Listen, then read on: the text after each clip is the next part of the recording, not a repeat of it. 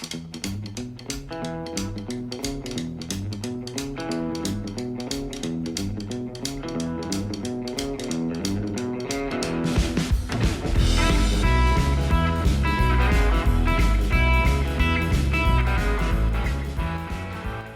and welcome to the Rare Record Room, where I will share some of the records I've acquired in over 40 years of collecting, when records were known as albums or LPs and not vinyls.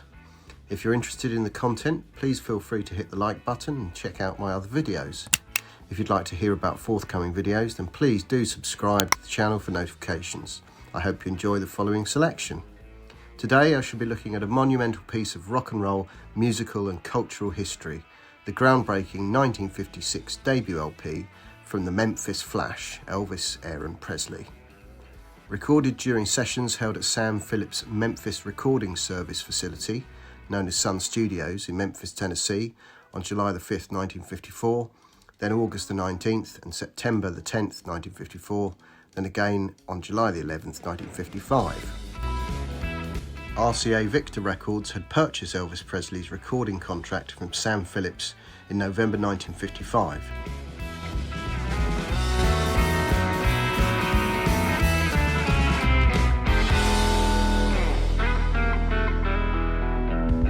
And the album was completed at RCA Studios in Nashville, Tennessee and New York City in January 1956.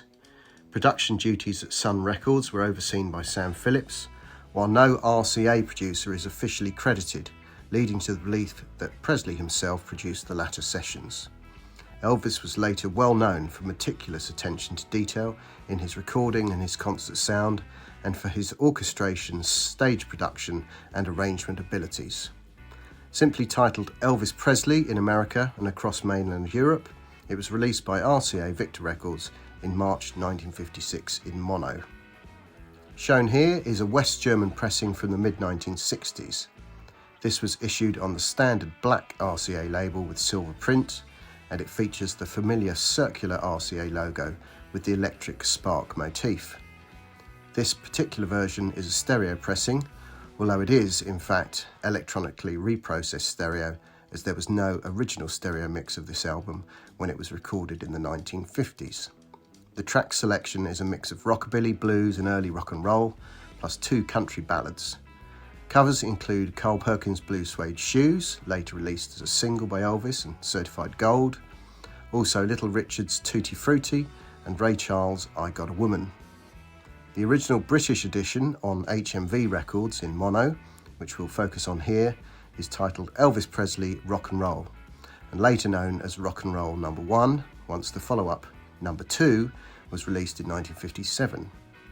It uses the same cover art as the US record, but features 5 different tracks and a different running order. In place of the country songs I Love You Because and I'll Never Let You Go Little Darling, plus the up-tempo Tutti Frutti, Just Because and Blue Moon, the UK version features the songs I'm Left, You're Right, She's Gone, That's All Right Mama, Mystery Train, Shake, Rattle and Roll and Lloyd Price's Lordy Miss Claudie. By dispensing with the country songs, the UK version is a slightly more frenetic blend of rockabilly and rhythm and blues. The personnel on this album are Elvis, backed by his regular band the Blue Moon Boys, comprising Scotty Moore on lead guitar, Bill Black on upright bass, and DJ Fontana on the drums. In addition to vocals, Elvis plays acoustic rhythm guitar and plays piano on Trying to Get to You. Guest musicians featured here include the Nashville guitar picker Chet Atkins on 2 tracks, plus the pianists Floyd Kramer and Shorty Long during the RCA sessions. The record is housed in a poly-lined, die-cut printed company paper sleeve, and the record label is the classic HMV design with a colour illustration showing Nipper the dog nosing into the gramophone. The text is printed in gold type set against a deep red background. There is a gramophone company rim text, and Made in Great Britain appears in capitals at the 6 o'clock position. Several tracks had already appeared as singles or B-sides on the Sun record label, including That's All Right in 1954, and I'm Left, You're Right, She's Gone, and Mystery Train in 1955. During 1956, the year of Elvis Mania, virtually every other track was released as a single or a B-side.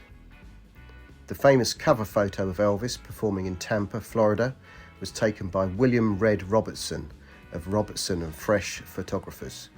It was initially credited to Popsy Randolph, since the album only credited one photographer. However, Randolph was responsible for the series of 4 black and white studio photos featured on the back cover of the US version, taken in New York City in early December 1955, shortly after Presley had signed with RCA Victor.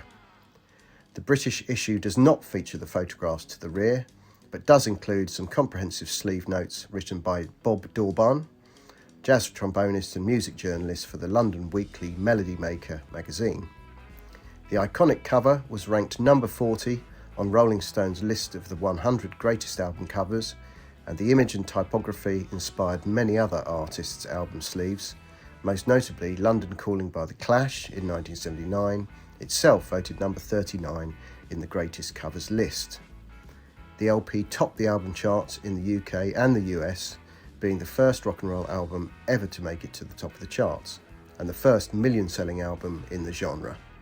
It has since been certified platinum by the Recording Industry Association of America. The album was deleted in the UK in 1958 when the manufacture and distribution of Elvis records passed from HMV to RCA. In 1959, RCA released a mono UK replacement compilation titled Elvis, or titled For LP Fans Only in other territories, with new artwork and a revised track selection. Shown here is another West German pressing from the mid-1960s, issued on the black RCA label with silver print. Again, this particular version is in enhanced stereo rather than true stereo. This collection features 2 fine colour cover portrait photographs, a smiling and softened image of Elvis to the front, and at the rear a head and shoulders image of Private Presley in his United States Army uniform, following his service draft in 1958. Despite the material being already available, the US version of the LP still reached number 19 in the Billboard Top 100 album chart. In a 1972 review of Elvis's catalogue in the United Kingdom, RCA decided to delete the Elvis, or For LP Fans Only collection, and reissued the original rock and roll debut album.